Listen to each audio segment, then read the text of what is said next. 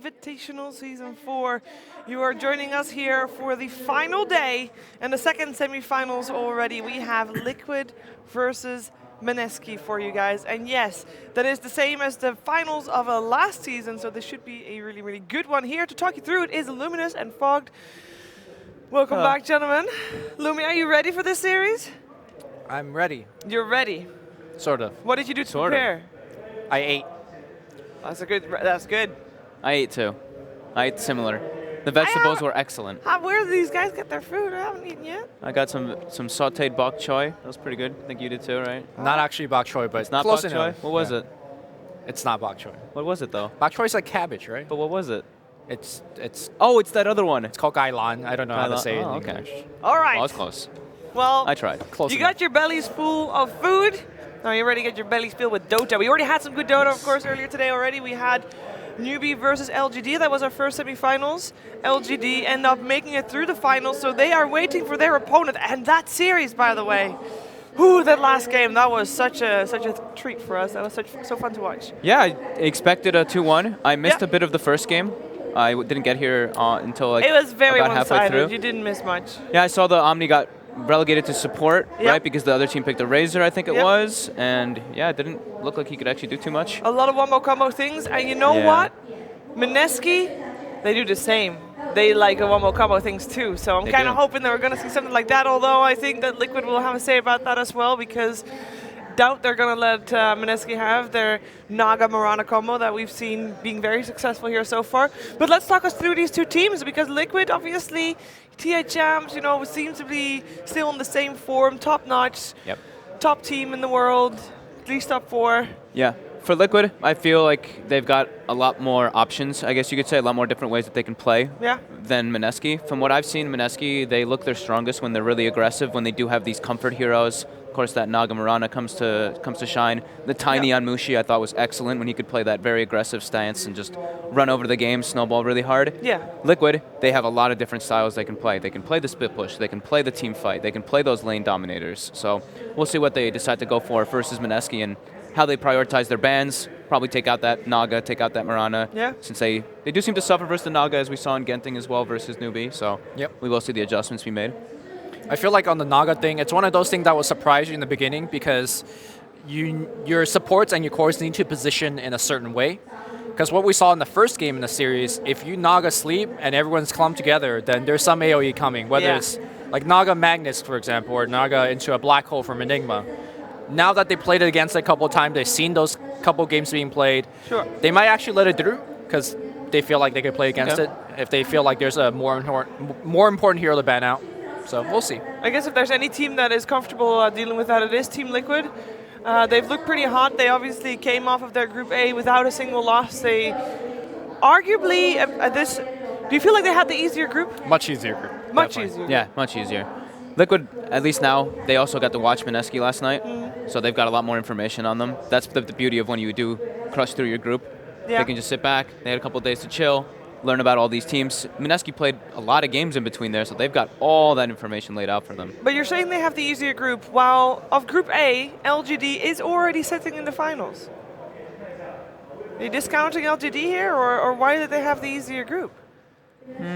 Or what, do you feel like LGD has grown over the last couple of days? Because obviously LGD had to play through the lower bracket yesterday in the elimination matches. I mean, they definitely grew. They just took out Newbie 2-0, right? Sure. I think that's like enough to say that. Like, just they struggled a bit on their way up here, maybe a tiny bit, because they did drop that one game versus Complexity, right? Yeah. So they have definitely grown if they can 2-0 Newbie after that. Now let's talk about Mineski. They had a bit of a tougher route. They went through the lower bracket. We saw them yesterday already. They were able to take a game off of Newbie yesterday as well. They ended up winning against Empire. I think Newbie was 2 days ago, but Empire yesterday. Yeah. They seem to be finding their footing still, as we've already talked a little bit about earlier on the show. That they have come from they did well to start, then they come from a slump, and now they're on the up again with the new coach as well. And you feel like they're still on the up, or have they found their path yet? I think they've found their path, but they're definitely on the up. I think seeing Ninja Boogie playing these aggressive heroes, I loved him on the Bounty Hunter yesterday. Of course, that one got really out of control really fast, but he was all over the place making plays. His Jakiro as well. That guy's actually been, for me, one of their star players. Yeah. I do feel that Mineski hasn't truly been challenged in terms of their opponent being the same caliber as them, right? Like Kingwin, they show a lot of resilience, but you could make the argument that Mineski is just a better team. Yeah. Same with Empire, Fair. right? Like the games that they won against Empire, Mineski just looked like a better team. So even though this is a semifinal, to me this is actually the grand finals in terms of the caliber of play against each other. Not to discount LGD, but I do feel like whoever wins the series likely is going to take the finals as well. But you're saying that they had an easier path, but the specific game that you also mentioned, it was game 2 of Kingwin versus Mineski, great ending in case you missed it. They came back from Mega Creeps on the back of Mushi, but that was a game that they, for all counts and purposes, should have lost. Yeah. And that surely is not good. That does mean that they've been kind of challenged, or maybe they needed to be woken up. What was that about? That's the thing that always kind of irks me as a Mineski fan, is that they're very good, but they're not consistent, right? They're dropping a game to Empire, which they should beat. You could make the argument that they dropped the game to Kingwin, which they should beat. So I don't know what kind of Mineski will show up today. Like, is Ninja Boogie going to show up and be the player that you talked about, or is he not? So I actually was talking to a couple of them last night because we all got back pretty late. So we're all looking for food. We're like, man, what can we all eat together? So all of them, me and the Mineski guys were chatting a little bit. Yeah. And apparently Ninja Boogie's sick.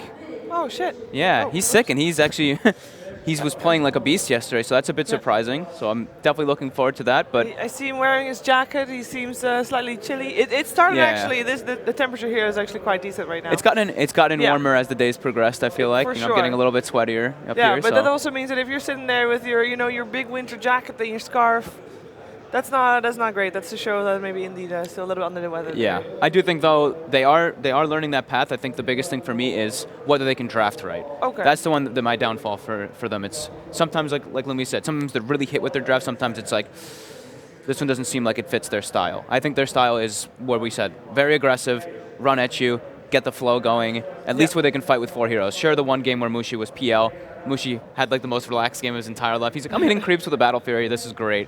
Yeah. The rest of the team just dominated. But that's the important thing. Having those aggressive 4 heroes just making the space. Now, drafting against Team Liquid is a tricky one. And we've seen the meta a little bit evolve over the last couple of days. Everybody's same type of heroes, bans and stuff, apart from when Liquid's playing.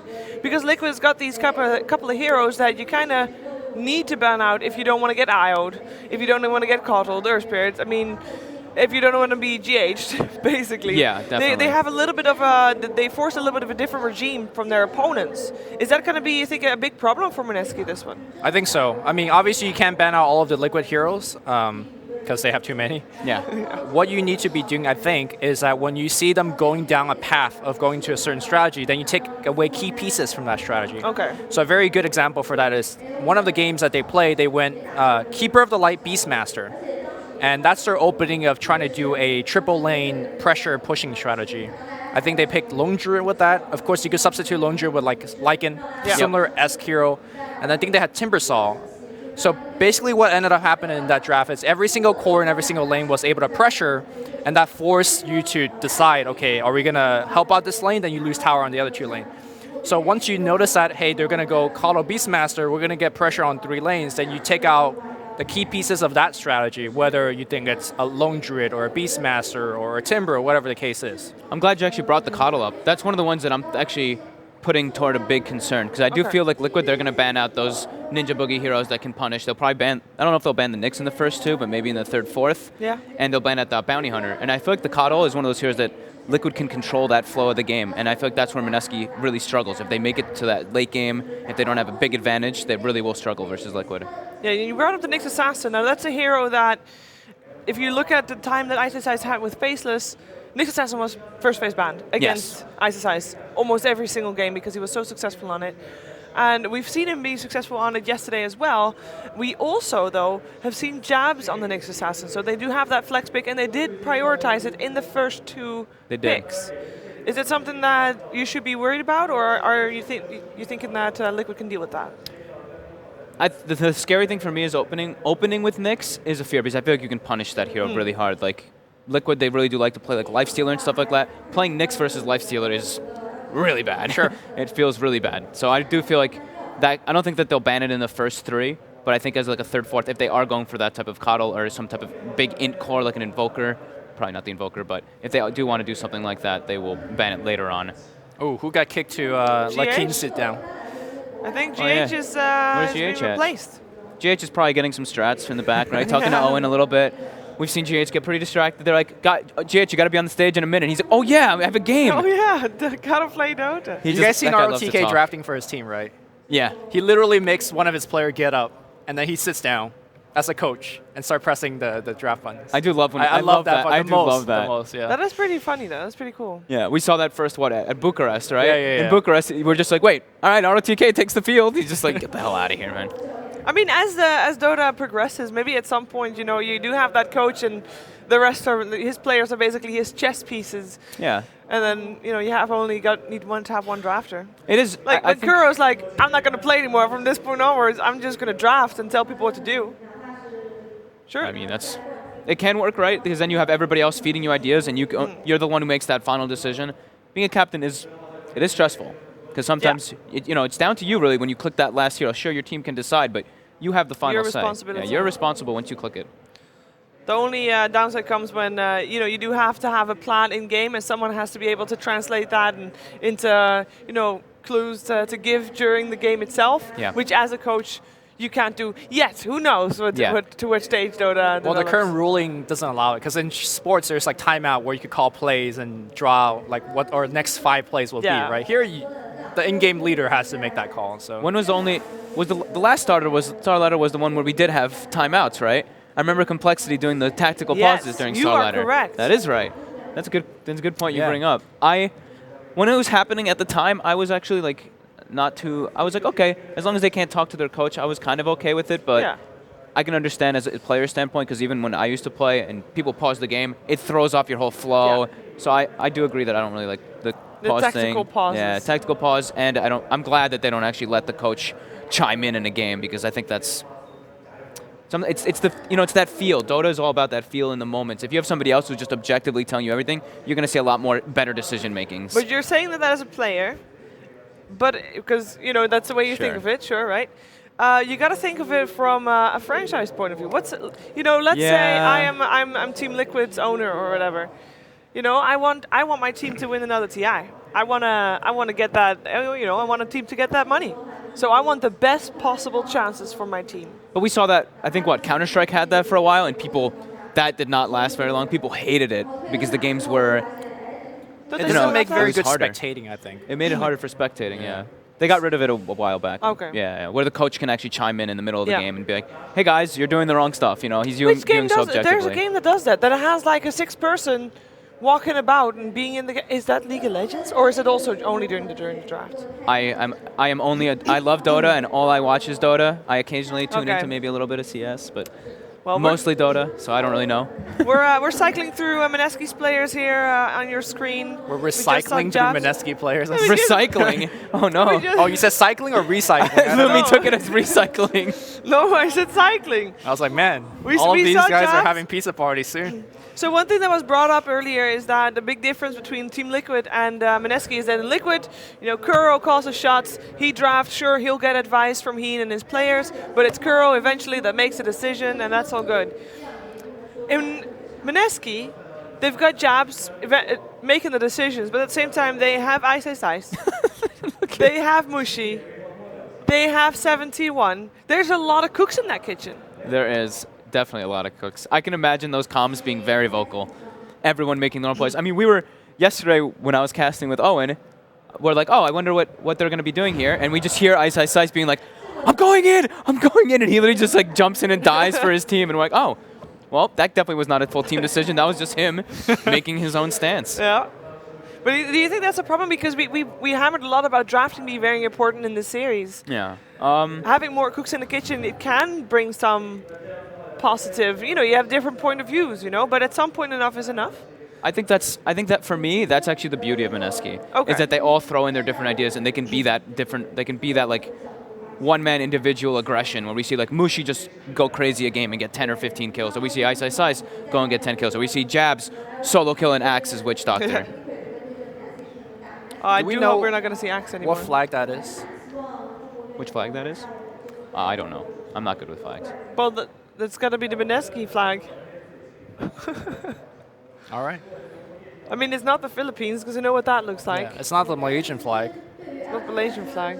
I have no idea what that flag is. Can we find out? I'm actually curious now. Looks like a seashell.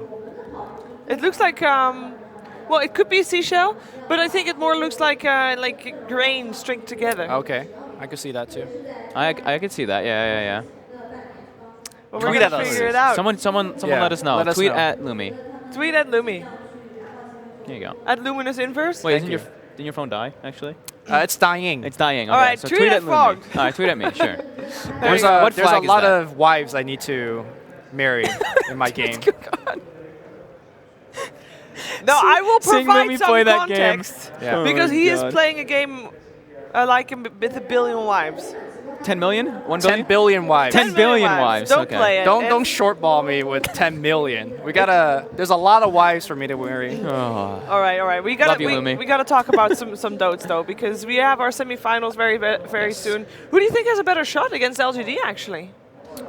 Is it gonna be Liquid Newbie? hands down? Liquid. Oh, sorry. I was like, wait, what? Newbie didn't have a Newbie shot. rises from Newbie has the torn- best rise from shot the against. ashes. No, They already took a Liquid. shot and it didn't really Yeah. work out the way they wanted it to. Yeah. My mind was on the wife. Sorry. Liquid has the best shot for Liquid sure. had the best shot. And I mean, we're favoring Liquid here, I guess. Is it very one-sided? Yeah, I would. Yeah? That's not what the people want to hear. I would probably say like 65-35 or so for okay. Liquid. You being like Blitz said, he said 20-30. As in 20-30% for Mineski. 20-30% for Mineski? Yeah. Yeah. I don't want to be so harsh. I do think that they can have some big like moments where they shine if they do get the proper heroes, if they get their aggressiveness going and they just catch Liquid off guard. So Yeah. I'd like to give them a little bit more credit. How about you, Lumi? About the same odds. Okay. I feel like Mineski on a good day could actually take Liquid to a full best of 3. Is it going to be a good day for Mineski? I don't know. Yeah, it's all up to the drafts. Like it really is. This team is, like we said, still a bit hit or miss. So. Well, we are still waiting for the draft to kick off. It seems like there might be a little bit of an issue there, but actually, no, there's no issue No, we're at good. all. Liquid's all perched around. The draft has begun. Mineski will be on the Radiant side. First pick will go to Team Liquid, and we already have normal bans with the Naga and the Night Stalker and a Tiny. I like Liquid's. I think the Liquid should do Naga, Night Stalker, and Bounty Hunter, and they actually take the Mirana out. Okay. And Mineski does take out the Coddle, the one that we were talking about. I was very concerned for Mineski because I feel like that hero can just stall them and let Liquid set the pace of the game. And I feel like that's where Mineski really struggles, at least from what I've seen in the previous games here. I'm actually surprised about the Mirana ban because we've seen Mineski obviously be successful with it, but we've only seen that, I think, with the Naga Siren there. I think maybe they just think that's Moon's best hero because I actually absolutely think that's Moon's best hero. Sure, yeah. This looks like a TI7 all over again, these bans. So they banned Tiny and IO. I've actually only seen Liquid run the IO with the Tiny. That's true. So that's a little bit of an interesting one to me, but I guess they just... The thing is, it would not surprise me that they could run it without the Tiny as well. That's very fair. Yeah. Right, first pick. What gets prioritized? I mean, we've got the Enchantress's Chen still in the pool that often get banned out. Oh, here we go. The Chen it is. As you were saying. Now, Liquid just runs it kind of traditional, right? Yeah. We haven't seen any cool off-lane Chen shenanigan from Mind Control. I think Kuro still sends home. They still send home the creeps like everybody does with the Chen. And that can position Mind Control to have a really good game. Or if they want to do that lane swap up. Sure. That we've seen at least EG abuse heavily, putting the carry in the off lane with Chen. I really wish that we will see an Ice Chen. Nice. Yeah, I mean, been playing off lane. He's really good with his. Yeah, I mean that guy's micro is absurd. Yeah. But not this game. Not this time. Not this time. So do they go bounty? No, it's Enchantress. We're gonna have Chen versus Enchantress. That's bringing back some memories. Oh my. I mean, this could just be an off-lane Chen, though. I was going to say, it could be, you might not be able to get Ice Chen, but maybe you get Ice Enchantress. Very different playstyle, but... This is an early aggressive hero, so I do kind of like that for Mineski. Yeah. I do think that's their... You feel like them being aggressive early, that's their in? Like set the tempo and never let go? I think they have to be very aggressive, versus Liquid. Have an advantage. Witch Already Doctor. 2 very anti-Chen heroes. Yeah. And Witch Doctor's just his stock's been on the rise, man. Oh, yeah. Yeah. I mean, he's already a very good support hero with some of the other position 5 getting nerfed. And the fact that people's been pulling in the offlane a lot, right? Yeah. They tank a lot of damage, throw that Maledict on him, they tank even more. Maledict is just such a good ability, actually. He really is. Pretty crazy. Chen is one of those heroes that can counteract Maledict pretty well. Heals are one of the best things versus it. Yep. And they do just take that. Well, More than until likely the, mind control sinking. The Vessel comes out, right? Until the Vessel does come out.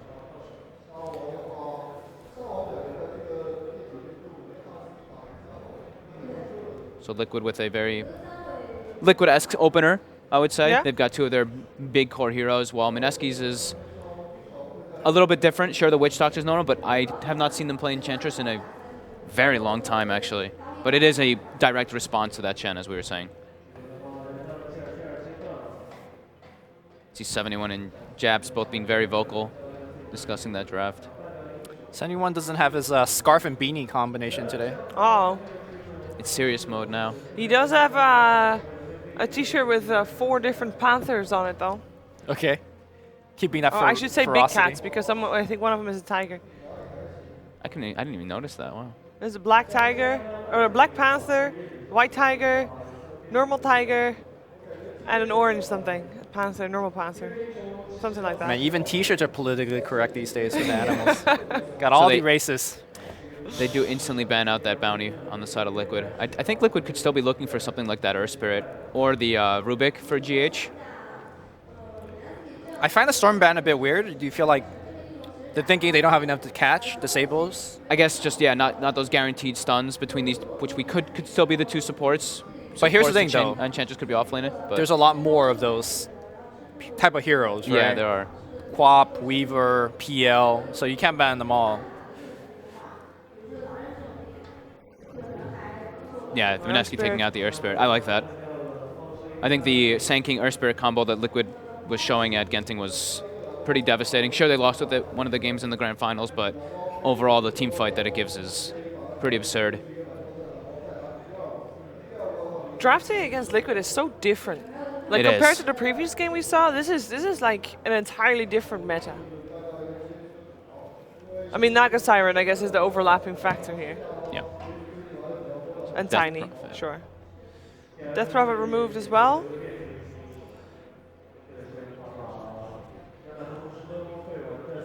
Let's see what Mineski goes for. They gotta reveal some more. Because so far, Witch Doctor and Enchantress, they've hit in a lot of different playstyles. Enchantress, obviously, a little bit more of the aggressive type. Mm-hmm. Still holding the trump card to allow Enchantress to go in the offlane. Nyx Assassin, by the way, still in the pool as well.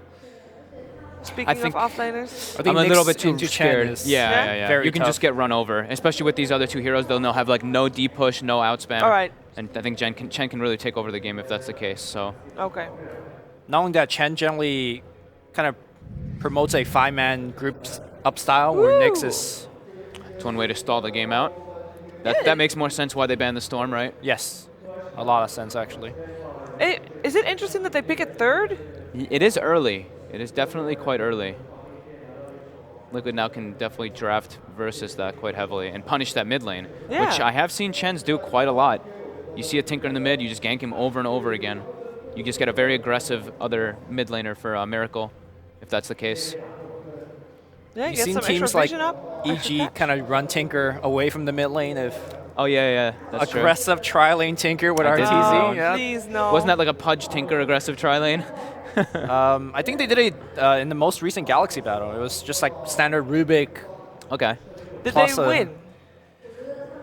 No, they lost that game. It was very close, though. It was very close. Don't try aggressive tri-lane Tinker at home. Thank you. They did it versus VP, didn't they, at Genting as well? Yeah, they did Rubik, they Pudge, and Tinker, and they were versus a CK, and they shut him down really heavily. There That you one go. did work. Like, that one did work. it's, you know, it's possible. Try it out. Liquid now does see that mid laner. I think they could pick their own if they want to. They could pick like a Queen of Pain, that heavy punishing mid, and they're versus very light stuns at the moment. Well, it is going to be Mineski to have last pick, so there's no point in waiting with the mid hero for Liquid. Yeah. And they've already seen the Tinker too. So Yeah.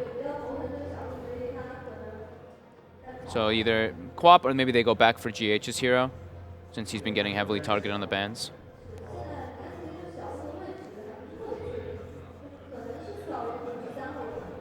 Seeing the Tinker, do you feel like this Enchantress gives a little bit more information whether this is a core or support, or still not enough information? Still not too sure. I would think that this would be the roaming hero for like Ninja Boogie or something. Okay. I feel like they want Ice to have more of like a presence on the map. I would like Okay. that too. This So is Pugna. the mid Pugna, right? Yeah, this could be the mid Pugna for Matu. This is a hero that also got buffed again in the patch for like the 15th consecutive patch. Actually, it got like slight nerfed one patch, but now the Drain, you don't need Aghanims to get the damage from the Drain, but you need Aghanims to do the instant. You need to have for the no cooldown. Yep. But the damage is now, it got buffed up at level 2 and level 3, where it's now 220 or 250 and then 300. So you want to pair it up with something. What do you mean? Like, what do you want to pair up the Pugna with? Is he okay? Is he good enough by himself? I think he's really happy with Chen already. Yeah. All right. They've got so much push power between these two. Penitence and Life Drain is like a pretty sick combo. Yeah. But yeah, the push is going to be there. But I think that one of the kind of primary reason he's picked for is also the Nether Ward. Nether Ward versus Tinker. Yeah, it's going to be really rough. Nether Ward versus Tinker actually like kills himself, and not only do you, it's not even only just about that. It's that whenever you cast a spell, you can't blink right afterwards. Exactly. You get hit by that little spell, by the nuke, by the Nether Ward. You can't blink, and they know exactly where you are because of the beam that comes out from it. How do you deal with the Pugna? You Enchantress creeps could just basically you want ways to kill his ward safely. At least they have the Enchantress Dispel too, Yep. right? With the enchant, you can purge off the Decrepify. Yeah. Brewmaster can as well with that cleanse or whatever you want to call it, purge from the Wind Panda. Is this a good brew game though? Because I feel like there's not much value to throw anyone up in the air, at least right now.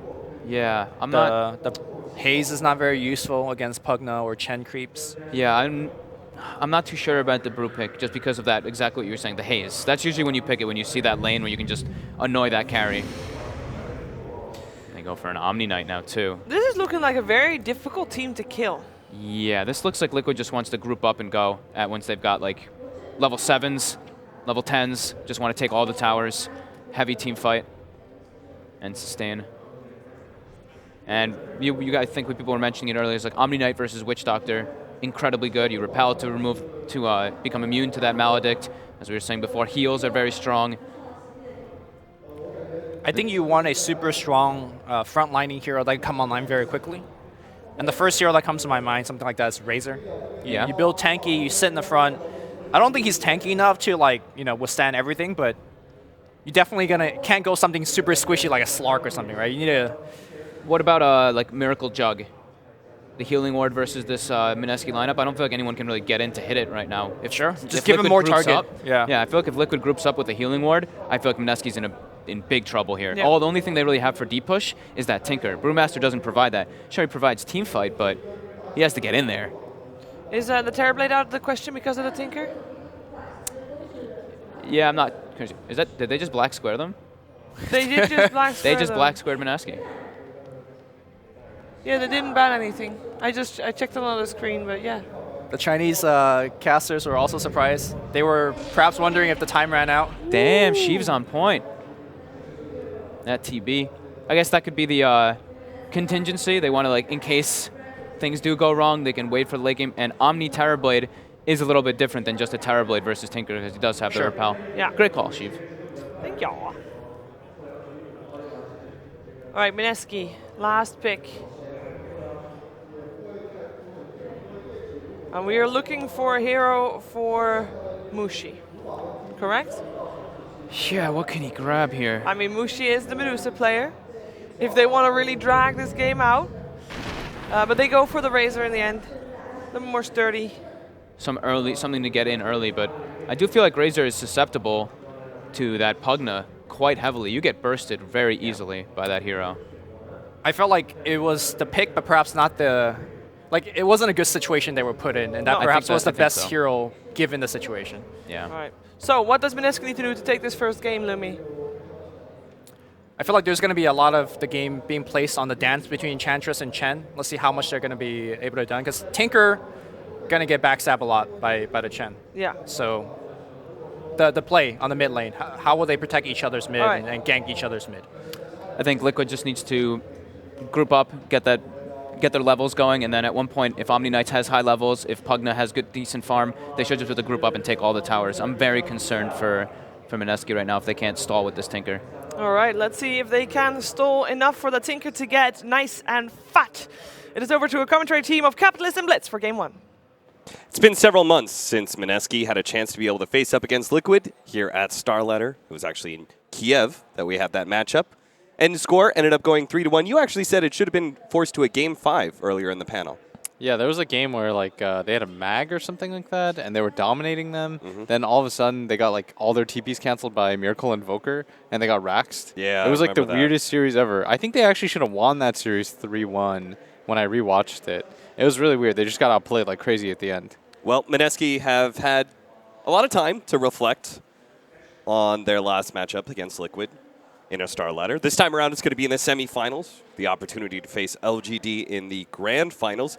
Mineski, I feel like I've underrated them a bit, just because of their performance in some of the Southeast Asia qualifiers, where they've lost to TNC and Fnatic a couple times. That because of that, I've underrated them a little bit going into this event, but they've definitely proven to be by far the standout Tier 2 team outside of LGD, of course, who are in the grand finals. Yeah, I think everyone kind of underrates Mineski.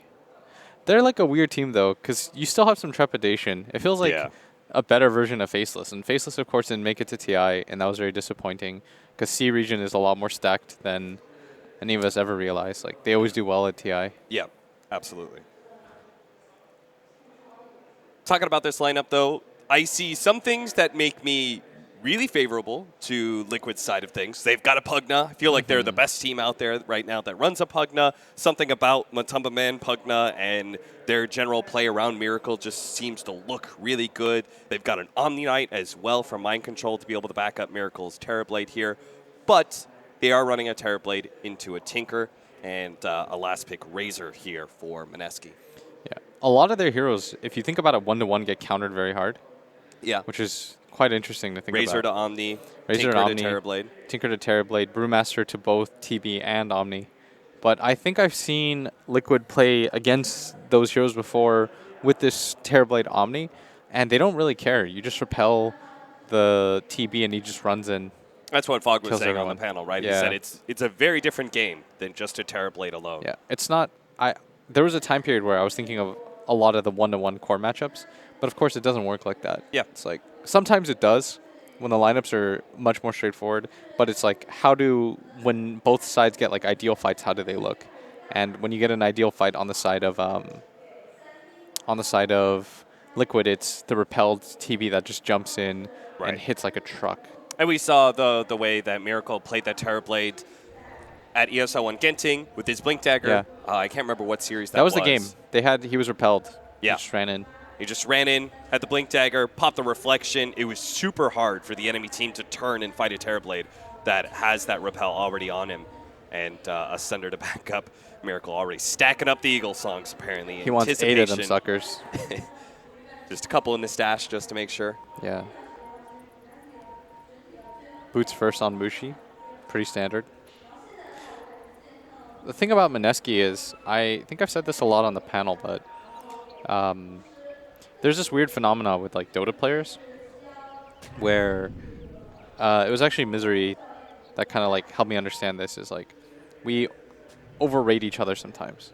Like we think every Dota player is a genius and that everyone's got a counter for a counter and that everyone's thought of everything, and Dota's never as figured out as that. So what you like from Mineski when they were at their period of dominance is when they just kept running the same stuff and no one could really stop them. And they were just running like their Tricore.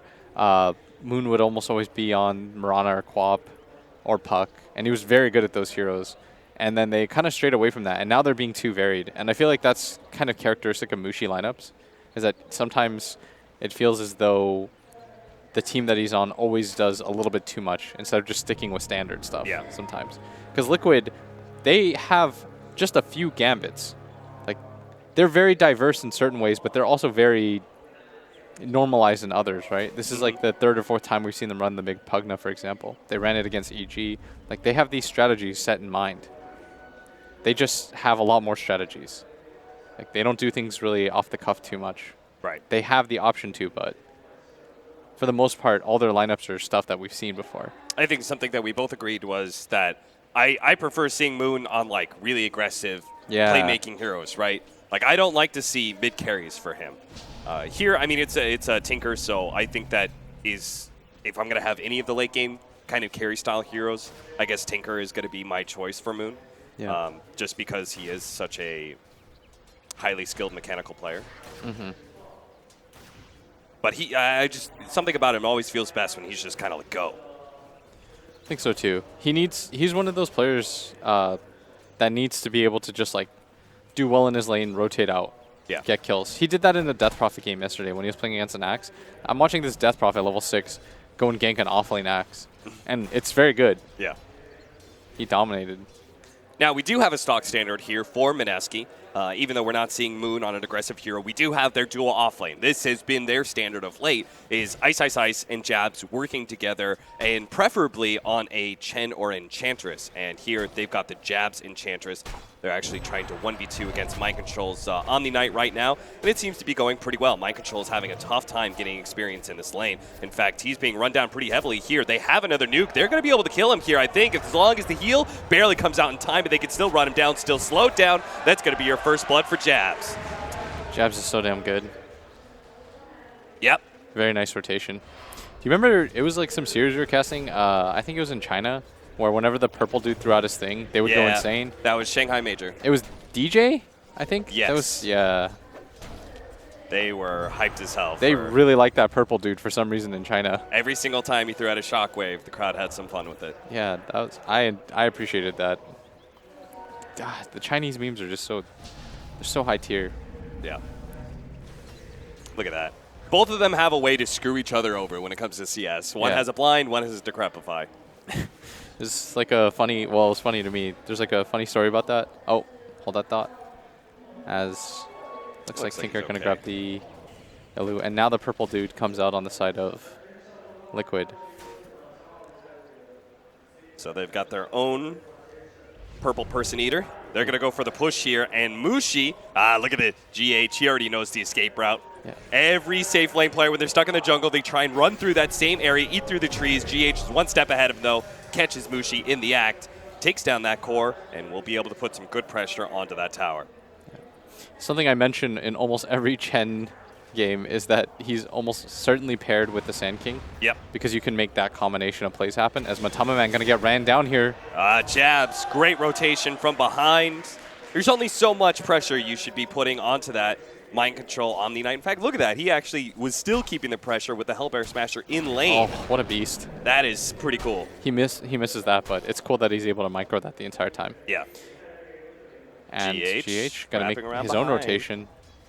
But Moon is very fast. He's got boots, and he's going to get spotted all the way through. Going to try to force him to go all the way around if possible, though. Moon is going to daredevil it. He's going to run through GH here in order to get back to his tower a little bit faster. Yeah, and Matamaman making the rotation over, but Moon says, screw it, I'm not going to go all the way around. As up at top, here comes once again. They do have the Centaur stun as well, so if they can get on top of him, lands it, very nicely played. Another heal's coming up in 1 more second. He also has a Tango and a Wand, so Mind Control might be able to just juke this one out here. Oh no, Jabs. He managed to corral every little part of that jungle. Mind Control's going to have to run even further around. GH is here to be able to save him, but they do have the double golems here for the double stuns. GH could be in trouble. A big crit comes out, but the Centaur isn't quite close enough to be able to land that stun, it looks like. So unless Jabs can slow him again, it looks like GH should be able to escape. I thought it was an interesting concept, though. You were talking about the Chen Sand King and what it does together. Oh, yeah. So it's... People don't realize it, but this gets picked a lot more than people realize as a combination. Because if you think about it, when you play Chen, what you want to be able to do is wrap and take towers. Like, kill the person, take towers. And a hero like Sand King, what it does is it shoves in the wave, and it's very good at pincering. It's one of the best supports at just being able to guaranteed get your stun off. So you're able to shove in the wave, get the stun off, cut off the creep wave, then you'll get the tower almost every time. You'll take the tower very fast as a result. Now, most of the time when we're talking about this combination, we're referring to an offlane Sanking. Here, they're running support, but it's in an aggro situation where Terrorblade can freely push the wave into the tower if he wants. So conceptually, it's still the same. Yeah. Like, go back and watch like the Chen games. You'll see so many pairings with Sanking. If you're wondering why, that's... He does manage to get the slow and the Centaur stun, but there is going to be Mind Control's heal. But they keep saving each other. No. They're good, they're good. Nothing left. I thought maybe the Golem stuns were coming back up, but... The Pugna still doing okay right now in the lane. Decrep is he's really annoying. 17-8 compared to 13-8 right now of the Tinker. Moon, a little bit scared there. Spooked, pops his haste rune. Still Terrorblade, man of the match. The hero that will be looking to have the most impact on the side of Liquid. Yeah, this is their entire win condition hero, right? They've got Pugna and Omni Knight cores all set to support a Terrorblade. Yeah, it's a single core TB. That's how you should look at it. So how do you upset a single core TB? Not sure. I think they thought the Razor would be okay, but they get dove. Like, look at this dive every time. Then you just pop meta, you take the tower. That's what they want to do, but Mushi's playing this very well. Yeah, it's just kind of like poking at the creep wave, shoving it out with his nuke, but keeping his distance at the same time. And he's allowing space to be created because Jabs is having uninterrupted time to just go around and kill. Yeah.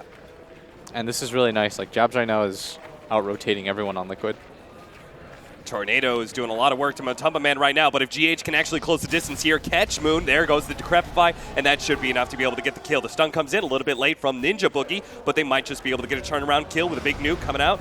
They are going to get some damage down. The send back, he's going to try and get him, and it looks like Matumba Man should be able to live here pretty easily. Great save there from Kuroki. Very nice rotation. Got the Decrep off for the slow too. And meanwhile, at bottom, he pops the meta, trying to go in conjunction with the catapult. I'd imagine Jabs would want to go top and steal his own catapult. But Miracle wants to try to protect this and do as much damage to this tower as possible. Because he doesn't actually want to be here. He wants to start hitting neutral creeps. Right. But he can't also just abandon the lane. Tries to tank up as much of the tower as possible, but eventually he does lose his Siege Wagon, so this is still a win for Mineski, keeping that safe lane tower alive. Back over to mid. GH is going to wrap around behind the tower. Does manage to get the stun onto Moon. Matumba Man's here as well. Moon tries to turn on Matumba Man, gets as much nuke damage as he can, while the Brewmaster looks to be able to clean up and make this a 1-for-1 kill. Popping its ultimate and slowing down Matumba Man. Should be a pretty easy run down here. Yeah. One more right click. He also had his Cyclone, if absolutely needed, as up at top. Jabs just getting into a right-click fight. Mind control, of course. The Omni Knight going to struggle against this. So it does feel like, to me, that there is very clear carry on each side. You've got the Tinker on one side, the Terrorblade on another. But Liquid is putting a lot of effort into shutting down this Tinker, while the Terrorblade has yet to die. Is that concerning to you for Mineski, or do you think the plays that they're making, say, shutting down Mind Control, is well worth it? I think they can't really force that move bottom. It's not easy for them. And they might have missed their opportunity anyways. So I think they're making the correct plays here, if I'm honest. If I'm watching this as a coach, you're okay with the game speed. Like, if you're 71, you can't force moves in Dota. The team that forces the most moves is probably, like, for me, Complexity. Like, they're one of the teams that a lot of the things they do just feel like you have to bash your head against the wall, otherwise you're going to lose. The game is going bad. We have to make this play. Exactly, which is why a lot of times I agree with their play, but that usually means you got drafted into a corner or something's wrong. But nothing like that with Mineski. And we are talking as if Mineski is the underdog because, well, they are. I think series record or match record so far is like 1-5 in favor of Liquid. So please excuse us if we're happy with. Rotation up the top lane, Mind Control. Trying to get the creeps in front of him to body block, not quite enough, as the Degen Aura is going to be able to slow him down, but now the Repel is gone. He's going to be able to heal himself up, and GH is forced to make a defensive rotation just to make sure the dive couldn't continue. Really like this, though. Oh, man, they are just all over this ward game. If you notice this, Mineski has countered every single ward. They're just all over it. They took the one behind the mid tower, too, with the sentry. That's sick. These things matter. I like that they're helping out Ice as much as possible. I think that you always try to enable your best player as much as you can in Dota. And I think that Ice is their best player. So what about this Hand of Midas build, though, for the Brewmaster? He's going to enable his own game. So his team enables him, and he enables himself, and he's just going to be a beast? Proud and strong. Man, Jabs is it feels like Jabs is everywhere. Yeah, and this is like the third Metamorphosis, and we've yet to take a tower. Yeah, Jabs is playing insane. I really like this rotation by Mineski. They save their bottom tower. They force out the meta. Okay, why is it so important to save that tower, though? Because we see that tower sacrificed all the time. Because it forces Miracle to continue to be there. Okay. And if you're Miracle, you really don't want to be there anymore. You want to find the triangle. You want to hit the neutral camps. But as a result, you are going to lose mid. Against Pugna, though, it's kind of inevitable. Yeah. Like you eventually have to give up that tower. It's like a scarier version of like Death Prophet or Dragon Knight. Pugna's going to take it eventually. There's not a lot of heroes that can match that. Some that come to mind are like DK or Dusa, like those heroes. Yeah. But if you're, for example, like Storm, because that's the most recent example I've seen of the Pugna mid matchup, you're going to lose that tower because eventually you will go to jungle and you will die. And Tinker's kind of similar in that regard. A lot of these heroes want to rotate to the jungle so they don't die anymore. It's sort of the same with Miracle. What he really likes to be able to do is take that bottom tower, and then GH will take over and shove in that lane and force somebody from Mineski over there at all times. And then Liquid will play the vision game against you. Then they'll do these clever things, like they'll go for the early Roshan when you're all committed to that bottom area trying to defend it. Top lane, Mind Control does seem to be in a bit of trouble here. Dropping low, dropping fast, does manage to get the heal off, though, in the trees. He's good. So look at the map right now. Like Miracle is in the jungle, GH is at bottom, but GH does not feel safe because that bottom tower is still standing. Right. And if that bottom tower is not standing, then Mineski, like they don't play around this area because there's no TP support, right? It's very hard to make the rotation over. Right. So GH is down here, but it's very uncomfortable for him at this point. Whereas like Miracle, he wanted to be able to take that tower and have movement, like the freedom of movement that he just doesn't right now. Oh, they're going to try and chase down the Enchantress here. Good save there from Ninja Boogie, stopping that drain. They're going to turn on to Mind Control here with a pure damage coming out, as well as the Brewmaster ultimate. Easy kill here. They're going to drop all their ultimates just to make sure that that Mind Control Omni Knight does die. They catch Matamba, man. He sticks himself out a little bit too far. Kuro's here, try and go for the send back, and it looks like that should be a successful one. Actually, he doesn't have the send back on him. Kuro, a little bit low here. GH does manage to get the stun out. Enchantress ends up going down. Ice dropping fast. Does not have an ultimate with the Epicenter able to finish him off. Mineski dive in a little bit too deep there. Yeah, nice counter rotation by Liquid. They could have been just happy with an Omni Knight kill. They got greedy and went for more. Yeah. Lost 2 heroes as a result. Yeah. And you could see Liquid, they kind of saw what was coming. Kuro didn't even try and send back the Pugna. He's like, you're fine, actually. Yeah, we're good. We're going to kill everybody. Yeah. And that they did.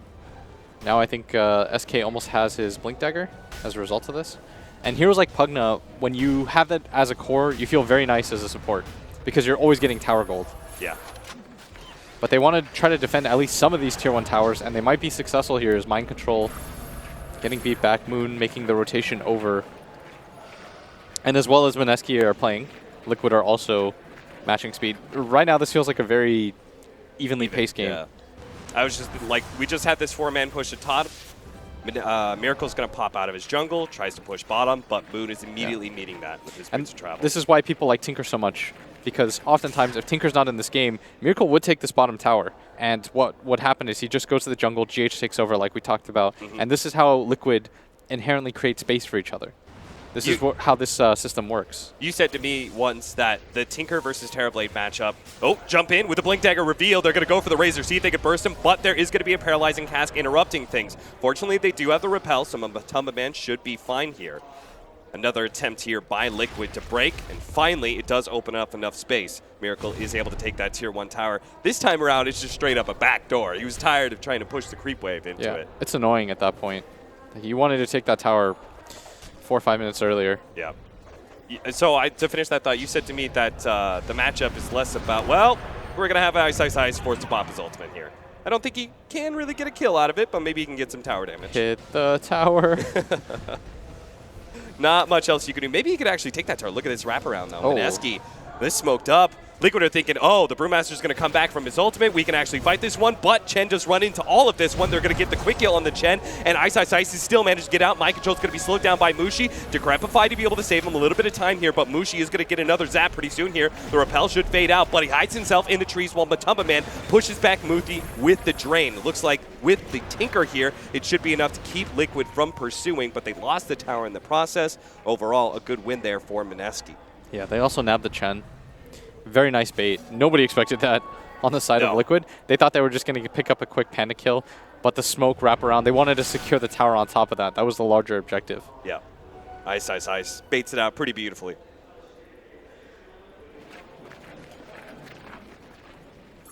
Tinker versus Terrorblade. Oh, yeah. Not about the Aghanim's bouncing laser. It is nice. More about the pace of game, yeah. right? It's more the fact that anytime what TB wants to do is, I feel comfortable saying this because Matumba Man explained it on my stream once. Because I was playing with a TB. I think I was Viper against a Tinker. Yeah. I was like, why does this matchup feel so bad? And he said it's because with TB what you want to do is you want to split the side waves and just jungle. But Tinker inherently disallows that by constantly shoving the lane in. So then you're always forced to be there, and you're putting yourself in danger at all times. You're not getting as much gold. It's easy for the Tinker to play the 2-for-1 game. Because against most heroes, you can't do that. That's why Nature's Prophet was sort of like the Tinker-esque hero. Like, he fulfilled the same role in that he would just TP around the map, shove in the waves, and he could make it to fights. Right. Like, this is what Nature's Prophet has been replaced by. And I think that's so cool that people just, like, you get to the next level and the next level, and you think about why lane shove matters. As they place a ward on the high ground. And Mineski are so damn good about that this game. That's maybe the 4th ward they've de-warded. If you look at Liquid's map, they've got this one ward up right now. They really are protecting their towers and making sure that they don't concede very much map control to Liquid, despite having a Pugna Terrorblade matchup, like a lineup that should be able to take all the outer towers by like 10 minutes usually. And if you watch Moon at bottom, this is what he stops, right? And his team can continue to make that move because he can TP to the creep. Yeah, so they're going to make an aggressive move here. The Tinker can go ahead and join him at any time. Mind Control is going to be the one caught here. Repel. Nice and snare there by Jabs to be able to stop that TP out. Mind Control thought to himself, I can always repel TP out, but not with Jabs in the game. Yeah, and now Tinker will take the rest of the lanes and be free. But notice, by the way, that nobody, once they lose that bottom tower, you don't see any cores down there from the side of Mineski aside from the Tinker. Yeah. Like, that's his only job at this point, is to keep that tier 2 tower alive, because you don't want the TB to hit that for free. Ice. He's actually going to set up here, maybe thinking that the Terrorblade would try and push the tier 2 or something. Yeah. But he won't, because he hits jungle creeps. Yeah. But I really like this from Mineski. Both teams have like conceptually very nice ideas and they're executing well, which is why the game feels very tight. But Mineski are matching them at like every move. And it's hard to think about these things in the moment, but they're doing it, which tells me that they did research. Yeah. Like, they thought about this matchup very hard.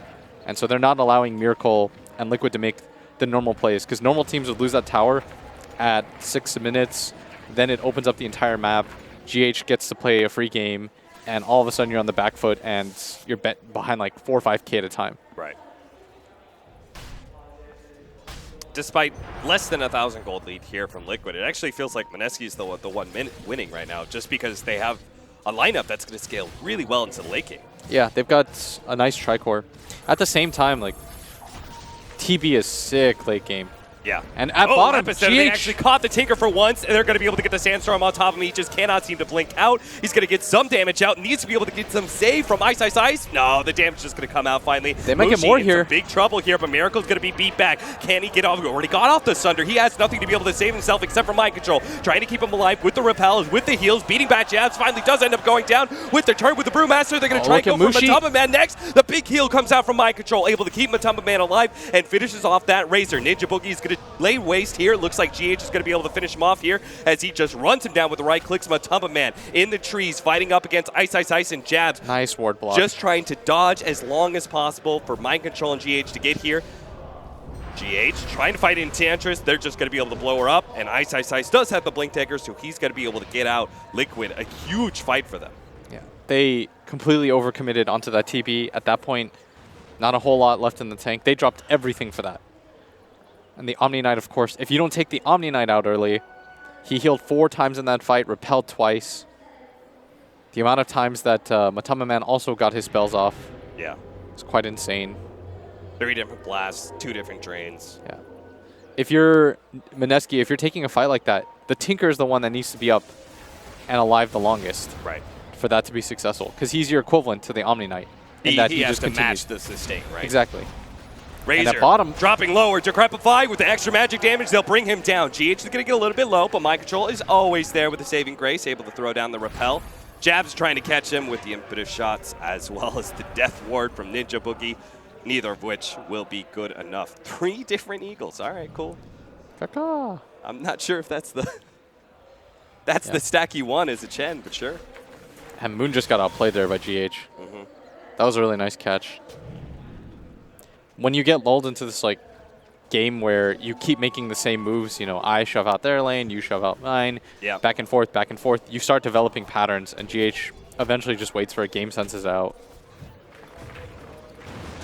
And Moon's got to vary this up a little bit more. And the best part about Pugna too is always zaps in the direction, right? Yeah, so you kind of know where the Tinker's at. Yeah. That way GH can go fishing.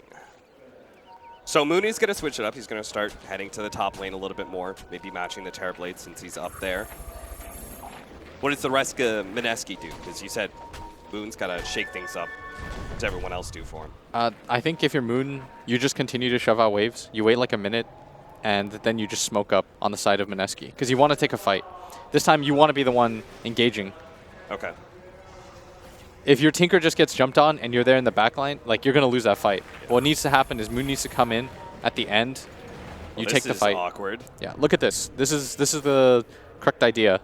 Correct idea. Unfortunately, it's just not quite matching where Liquid are at right now. Yes. The Terrorblade as well as Kuro are trying to sneak in a Roshan. And they just pass by each other, and this could be real bad for Mineski. Yeah, this is not a Roshan that they wanted to give up. And that's a byproduct of the bottom lane push that we were talking about earlier. When you go for this bottom lane push and you're so honed in on that, Liquid will go for the Roshan. They wanted, I think, to do this a little bit earlier, but the timing is fine anyways. Oh, it's a little bit too late. Mushi's actually going to be in a really bad position. They're going to funnel themselves outside of the Roshan pit and right onto Mushi's corpse. Sick. 7-11, 21 minutes in. Mineski going for a desperate push here on the tier 2, but they are going to be met with Liquid Heroes. Nice double stun coming out from GH, and the magic damage will burst down. One Ice will complete his TP though. No cancels there.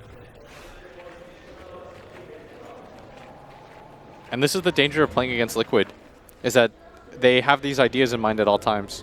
When you slip up and you overcommit to bottom, because they were looking for the smoking. I wanted it to be a little bit later, because the Tinker needs to shove out that bottom lane. When you commit any other hero to that, it becomes so awkward. Yeah. And Razor was not in position either. But at the same time, they had that kill combo at bottom lane, kind of threatening the Tinker, so he didn't really feel comfortable. It was just a really sick trap all around. Honestly, that was just, it was good play. Tinker shows up, they maybe catch him. If he doesn't, well, we're just going to sneak this push. Yeah. It's just an awkward position to be in when you lose that tier 1, which is why they put such a premium on trying to save it. Yeah. They are getting closer to the Aghanim Scepter for Moon. This will be a huge upgrade to the teamfight power of Mineski, which is currently right now in Liquid's favor, it seems, with their Terrorblade Pugna. The Omni Knight, especially that Omni Knight, they just seem to have a real tough time being able to catch him in the back lines. Ice is Ice. Gonna jump forward here and pop his ultimate. Matama Man's already been repelled up. He's gonna try and catch somebody, stop the Omni Knight from TPing out. Oh no, he didn't get it. He tried to throw a stone and couldn't get the Cyclone. Now they're losing way too much momentum. Yeah. They were so even for a while. Now Liquid just get really aggressive, right? Yeah. No Brewmaster ult. Moon gonna get briefly. Nope. Doesn't get spotted. But still playing very careful in this game. And the Terrorblade just continues to farm. When we say single core TB, by the way, it's like a physical damage dealer. But Pugna does scale very nicely into the late game. Yeah. He's just not a very reliable core for the late game, to say. Yeah? Yeah. Up the top, GH, setting up for this. I think this is a fight that Liquid want to take. He does have an epicenter. He's waiting for the rest of his team to get here. And Mineski just full retreat. Yeah.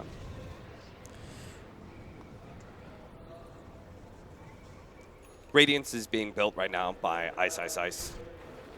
With this hand of Midas, he seems to have a pretty strong understanding that Mineski just need to draw out the game, and this hand of Midas will allow him to turn into sort of a semi-carry. Radiance is a nice touch against the Terrorblade as well.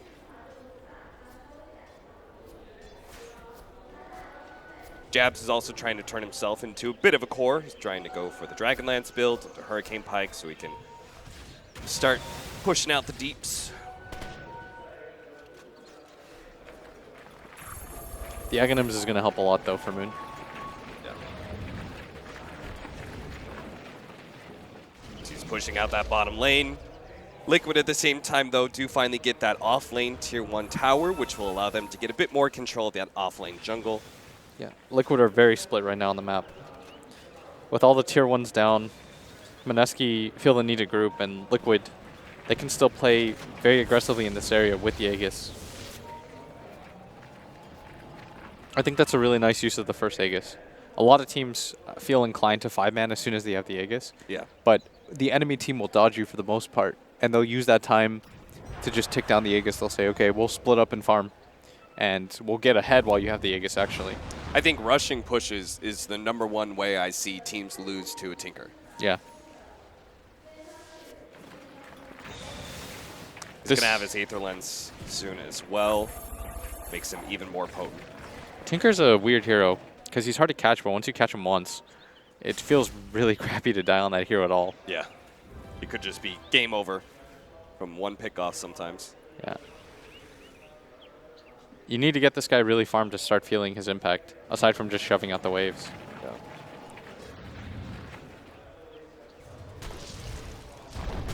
Still constantly playing around this top lane with the 4-man of Mineski. How long until Aegis is out? They'll probably smoke with Aegis with like 20 seconds. Yule Scepter for the Sand King. Extra catch power.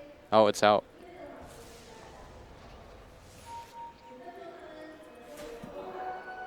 They could just be waiting for the full Radiance. Another 2 minutes. Yeah. But Liquid will continue to farm during that time too. This Enchantress creep is giving this Tinker so much extra mobility to be able to get these pushes in, because he doesn't have to show himself TPing onto a lane creep. Yeah. And all of a sudden he's just in the trees, marching machines. By the time you kind of get the idea that Tinker's pushing your mid lane, he's already gone. Ice, Ice, Ice with his double damage. He's going to try and take this Tier 2 tower, but he's taking a whole lot of damage right now from Matumba Man. Still has his ultimate, though. And it's going to be Mushi who managed to finish off the tower. Now it's just a full retreat. Does not want to be caught by Liquid here. I think GH wants to pursue.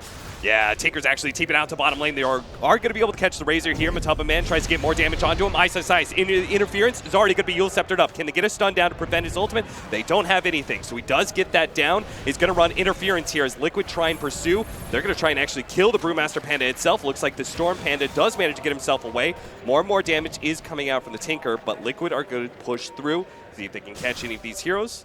But unfortunately, they do not. They pop meta for that too. Are they going to just 5-man down into that Tier 2 while meta's still up? Yeah. Meta is pretty much TB's ult. Yeah. It's the real ult. Got to make most use of it as possible. But since Mineski did get a pretty good disengage on Liquid's side of the map, they're going to have plenty of time to be able to split push both mid and bottom lane. Yeah, that was nicely done by Mineski. You can hear them in the background, and I think I heard Jabs like shouting commit. Like, take this tower. Yeah. Jump in. Ice, Ice, Ice. Fully committing himself. He does not have his ultimate, so this is just suicide. He is just trying to buy some time, I guess, for the rest of his team to be able to engage here. But Liquid have so much sustain between the pipe and the heals that they are relatively healthy. Mineski not feeling comfortable pursuing here, but at least they do defend their Tier 2. Coming around the side, GH is in biz. He's going to find Jabs. They do have the stun. It is a great setup with the repel. They're going to be able to knock down both of those supports. I was looking for more GH too with the epicenter more. storm. The Yule Scepter on Mushi. His rest of his team's a little bit far away though, so Mushi is going to be able to get away. Nice by GH. Always where he needs to be. The Invis runes giving him so much opportunity too. And the repelled Omni or Terrorblade just Does not care about this. Eventually, he will knock down this tier 2 tower. And Moon, who's been trying to split push, is yet to take that bottom tier 1. Creeps just aren't doing enough work for him. Yeah. They're just playing this raid boss terribly, very well. Yeah. Gold lead is now at 11,000. Mineski, some of these fights have just not gone their way. They pop in with their Brewmaster as if he's going to split, but it's like, oh, wait a second. Yeah. I'm just going to die. I'm not sure what that was. They have no save for him either. Yeah. That was a little weird. You don't see Daryl really make too many of those plays. It's not like he's playing a suicidal hero either with his hand of Midas. He does have a lot of net worth on him. Yeah, he It's had actually 4th. the relic for the relic gold. He was like 200 away, and then after those timings, it slowed things down quite a bit.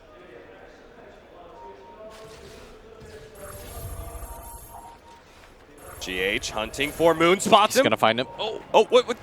All right, Fuel Scepter. There we go. Follow up Burrow Strike. Now there is still an opportunity for Moon to maybe get the blink out, but the damage just comes too fast. GH finds him again. And killing a Tinker is so worth it right now. 15k net worth, more than the Matama Manpugna. They're probably going to get another objective off this, right? Yeah. You continue to push if you're Liquid. They're shoving in both mid and bottom at the same time. They're going to eventually have to deal with top. Mushi's making the correct play here. He wants to try to force somebody back. Yeah. You got to be a little bit risky, because he can always BKB TP. But Liquid might just force things and try to go high ground to force the buyback. Yeah, seems like it. Miracle's pushing past that tier 2 to deal with the creep wave. This is the awkward spot for Tinkers, where even if you have buyback with 20 seconds left, you don't really want to use it. No, certainly not. But you know that if Liquid manage to take this tier 3, unlock shrines, you're going to lose a lot of map control. GH. He's getting Radiance Burn right now. He's next pinging to the like crazy. Radiance Burn. Drunken Haze is going to be able to buy them some time. So is the Static Link. Mushi's just going to commit here. Pops a BKB and takes all of Miracle's damage if possible. Now trying to back away, but GH is going to come for the epicenter. Burrow strikes in, managed to finish off Brew, and maybe gets Mushi as well. Tossed up in the air. He has Maledict on him as well. Looks like they should be able to finish him off here. Mushi turns and fights, but that means Matumba Man, he pounces on that one. Managed to get the life drain, tries to get the 4-step back. A heal from Mind Control keeps him alive. Boulder coming in, but Brewmaster wants to back out. They do manage to grab the tower, and Moon's starting to get low. Surely Liquid should just be happy with this. Here comes Miracle. He's going to go for Ninja Boogie, already catching him with the reflection, and the miss percentage chance, not enough to keep him alive. His illusion is just enough to be able to finish him off. The bouncing laser, though, starts coming in. Miracle. He needs to be repelled up so he can finish off this melee Rax. And he's got Manta here in a second, too. He's going to grab this Rax. Even more. Ice tries to jump the back line. He's going to be kiting around now, ensnared as well. But Tubman going to keep that life drain with the Chen, knocking him down with the Centaurs. They are absolutely outplaying Mineski now in these team fights. Tinker's going to get caught as well. Moon, too desperate to save this bottom lane of Rax, ends up getting caught as well. And now Liquid can turn what was just a melee Rax into a full second lane of Rax, possibly. And look at Mind Control, sitting so far back, playing the role of the healer. And with the buyback of the Tinker, this might just stop things. Liquid can just go for the Roshan. They are a very disciplined team in this regard. Yeah, buyback. Just run away. Yeah. Take some shrines. Take Roshan. You kill Tinker once in the next 5 minutes and the game ends. Yeah. Just go for the Roshan. 7 minutes, right? Yeah, or yeah. 8 minutes. 8-minute buyback. Jesus. Ice Frog was not happy with the buyback situation. Can you imagine if there's back in, like, what was it, Dota 1, when there was like no buybacks, no buyback penalty? Those teams 20K would just save AMs. up mass amounts of gold. Buyback, back. Oh, there's a haste. Miracle's going to pick that one up. Roshan is up. Mineski are well aware of that. They can't allow this TB to just get an Aegis and hit their tower. So even though they don't have buyback on the Tinker, Mineski kind of has to contest Roshan. Yes. It's unfortunate for them, but there's no other fight that they can really take here. Yeah. If they wait for the high ground to come, yeah, the March of the Machines clears a lot, but the Terrorblade with the repel is undeterred. You're going to get 200-300 damage off at a time. Yeah. And they're going to smoke up, maybe try to take a fight beforehand. Liquid are actually going to smoke up here. Kuro's going to put himself on the front lines here. as his team does attempt to do Roshan. GH is also ready to blink forward and interfere as well if Mineski start funneling down that hill area. Mineski, they're going to come for this. This is a better fight for them than just sitting inside their base getting siege, I think.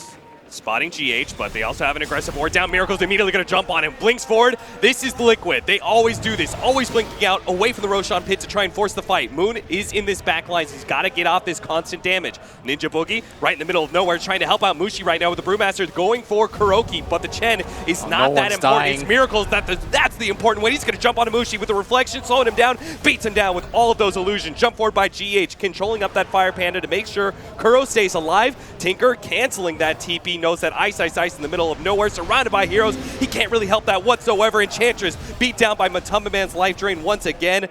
Everyone from Liquid survives, and Mineski don't even try and fight this anymore. They know they are beat for this game 1. Yeah. And Mineski have not gotten a kill in such a long time. At one point, it was the score, they were up 6-5, and then the game ends 26-8. Liquid with 20 kills to 2 almost.